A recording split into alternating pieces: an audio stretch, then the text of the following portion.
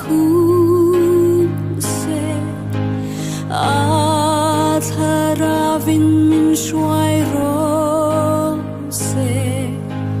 kan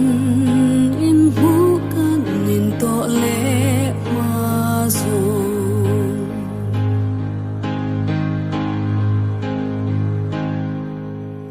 kan in hu kan in to le ma zon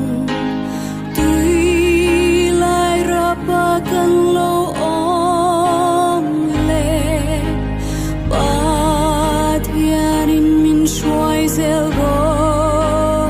se kan in hu kan in to le ma zon kan lal pa una chua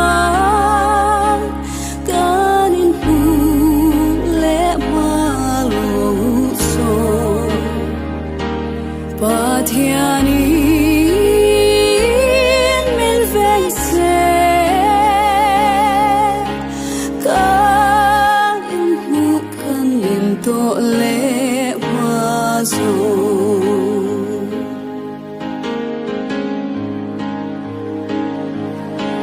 kan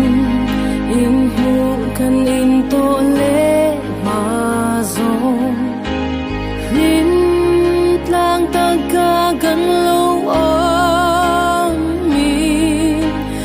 aman min lom pui se langin kan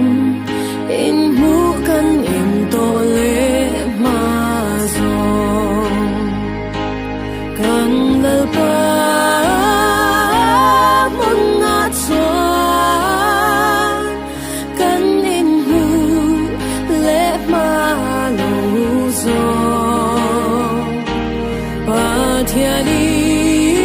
Pathianin min veng se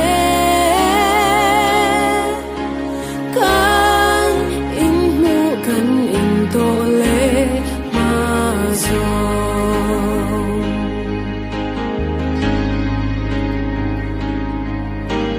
kan in hu kan in to le ma zon hi na bo kan lo to kher le Pathianin min ne sakro se kan